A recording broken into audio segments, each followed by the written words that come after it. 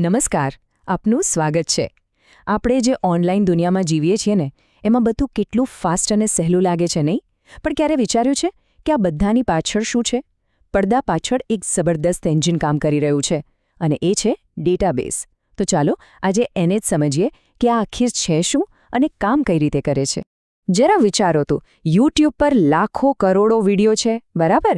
અને તમે કંઈક સર્ચ કરો છો તો 1 સેકન્ડમાં જ તમને જોઈતો વિડીયો મળી જાય છે. આ કઈ રીતે થાય છે? ખાલી એન્ટર દબાવ્યું અને પરિણામ હાજર? ના, આ કોઈ જાદુ નથી. આની પાછળ એક ખૂબ જ સ્માર્ટ અને પાવરફુલ સિસ્ટમ કામ કરે છે. જો એકદમ સિમ્પલ ભાષામાં સમજીએ, આપણને જે સ્ક્રીન પર દેખાય છે એ છે ફ્રન્ટ એન્ડ. અને જ્યારે આપણે સર્ચ કરીએ ત્યારે આપણી રિક્વેસ્ટ જાય છે બેક એન્ડ પર. બેક એન્ડ એટલે શું? એટલે કે એ પાવરફુલ સર્વર્સ જ્યાં આ બધો જ ખજાનો એટલે કે ડેટા સ્ટોર થયેલો છે.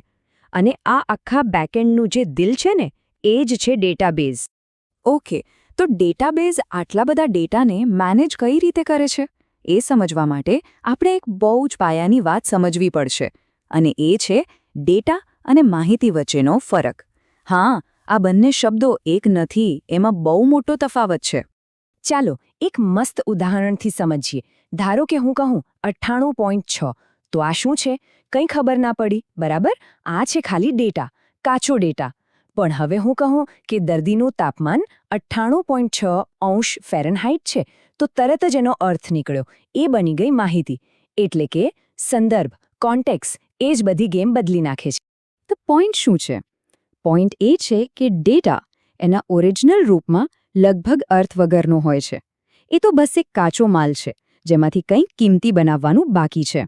અને અહીં જ આખો જાદુ થાય છે.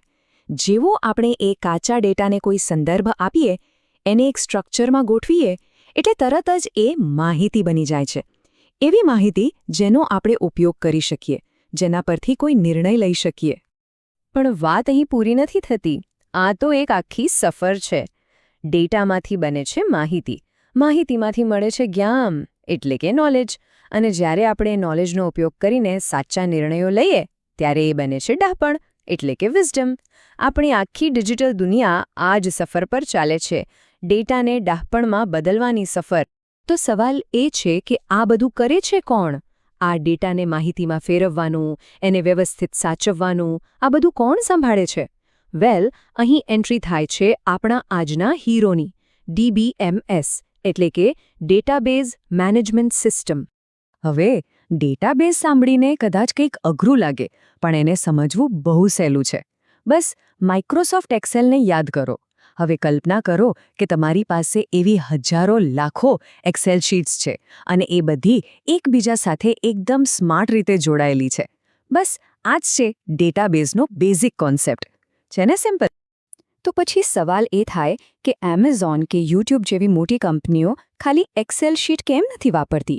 કેમ કે એક્સેલ નાના કામ માટે ઠીક છે, પણ જ્યારે લાખો લોકો એક જ સમયે ડેટા એક્સેસ કરતા હોય, જ્યારે ડેટા વચ્ચેના સંબંધો ખૂબ જ જટિલ હોય, ત્યારે એક્સેલ કામ ના આવે.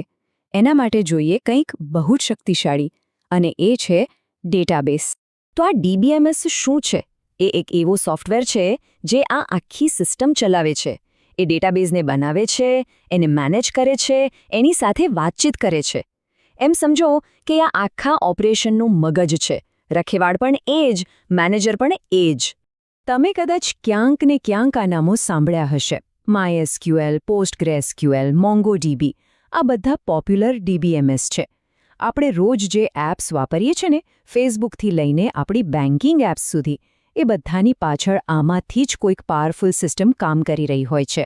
પણ એક મિનિટ, આટલા બધા ડેટાના ઢગલામાંથી DBMSને તરત જ કઈ રીતે ખબર પડી જાય છે કે આપણે જે શોધી રહ્યા છીએ એ ક્યાં પડ્યું છે? આટલી સ્માર્ટનેસ ક્યાંથી આવે છે? વેલ, આનું એક સિક્રેટ છે, અને એ સિક્રેટનું નામ છે મેટાડેટા. મેટાડેટા એટલે ડેટા વિશેનો ડેટા. બહુ સિમ્પલ છે. જેમ કોઈ ફાઇલ ફોલ્ડર પર આપણે નામનું લેબલ મારીએ છીએ ને, એ મેટાડેટા છે.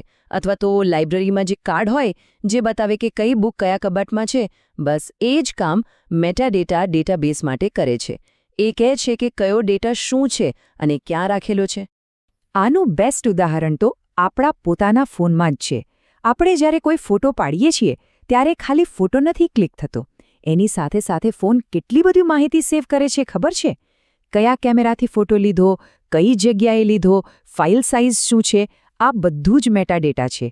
અને એટલે જ તો ગૂગલ ફોટોઝ જેવી એપ્સ આપણા હજારો ફોટામાંથી તરત જ માઉન્ટ આબુના ફોટા શોધી કાઢે છે. બધો કમાલ મેટાડેટાનો છે. તો DBMS ખાલી ડેટા ગોઠવવાનો જ કામ નથી કરતું, એની પાસે તો કેટલીક સુપર પાવર્સ પણ છે. એવી શક્તિઓ જે આપણા ડેટાને સેફ રાખે છે અને આપણા ડિજિટલ કામને એકદમ સ્મૂથ બનાવે છે. ચાલો એની 4 મેઇન સુપર પાવર્સ પર એક નજર નાખીએ. આ છે એની main super powers: transaction management, security and access control, backup અને રિકવરી, અને પરફોર્મન્સ ઓપ્ટિમાઇઝેશન. ચાલો એક પછી એક સમજીએ. ચાલો પહેલી સુપર પાવર જોઈએ. ક્યારેય IRCTC પર તત્કાલ ટિકિટ બુક કરી છે? એ ટેન્શન યાદ છે?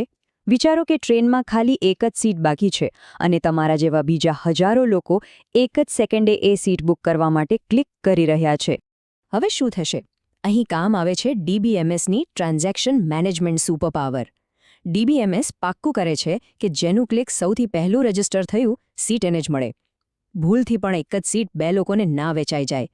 આ છે પહેલા આવો પહેલા મેળવોની ગેરંટી જે DBMS આપે છે. બીજી સુપર પાવર છે એક્સેસ કંટ્રોલ. આ તો આપણે બધા રોજ વાપરીએ છીએ. ગૂગલ ડ્રાઈવમાં આપણે કોઈ ફાઇલ શેર કરીએ ત્યારે ઓપ્શન આવે છે ને કે સામેવાળો ખાલી જોઈ શકશે, કોમેન્ટ કરી શકશે કે પછી એડિટ પણ કરી શકશે. બસ આ જ છે એક્સેસ કંટ્રોલ. અને આ બધું મેનેજ કરવાનું કામ પણ DBMS જ કરે છે, જેથી સાચા માણસ પાસે જ સાચો પાવર રહે. હવે ત્રીજી સુપર પાવર. જરા કલ્પના કરો કે કોઈ યુટ્યુબર છે જેણે 10 વર્ષ મહેનત કરીને વિડીયો બનાવ્યા અને એક સવારે ઉઠીને જુએ તો એની આખી ચેનલ ગાયબ. એના 10 વર્ષની મહેનત ઝીરો. કેવો ભયાનક વિચાર છે નહીં? અને એટલે જ બેકઅપ અને રિકવરી આટલા જરૂરી છે. મોટી કંપનીઓ આના માટે 3 કોપીનો નિયમ વાપરે છે. એટલે કે ડેટાની 3 કોપી રાખવાની. એક પોતાના કોમ્પ્યુટરમાં, બીજી કોઈ અલગ હાર્ડ ડ્રાઈવમાં અને ત્રીજી ક્લાઉડ પર, એટલે કે ઓનલાઈન. જેથી એક જગ્યાએ પ્રોબ્લેમ થાય તો પણ ડેટા સેફ રહે. અને આખી બેકઅપની પ્રોસેસને ઓટોમેટિક બનાવવામાં DBMS મદદ કરે છે. અને છેલ્લી પણ સૌથી અગત્યની સુપર પાવર, પરફોર્મન્સ. આનો અનુભવ તો આપણા બધાને છે. એક બાજુ છે YouTube, જ્યાં સર્ચ કરતાં જ રિઝલ્ટ મળે છે, અને બીજી બાજુ છે યુનિવર્સિટીની રિઝલ્ટવાળી વેબસાઇટ, જે રિઝલ્ટના દિવસે જ ક્રેશ થઈ જાય છે. આ જ ફરક છે એક સારા અને ખરાબ ડેટાબેઝ મેનેજમેન્ટનો. એક સારો ડેટાબેઝ મેનેજમેન્ટ લાખો રિક્વેસ્ટને પણ હસતા હસતા હેન્ડલ કરી લે છે. તો છેલ્લે આખી વાત આવીને અટકે છે વિશ્વાસ પર. આપણી ડિજિટલ લાઈફ એટલે શું? એ ડેટાનો જ તો એક સંગ્રહ છે. આપણા ફોટા, આપણા મેસેજ, આપણું કામ, બધું જ ડેટા છે. તો સવાલ એ છે કે આપણે આટલો બધો કિંમતી ડેટા મેનેજ કરવા માટે કોના પર ભરોસો કરીએ છીએ?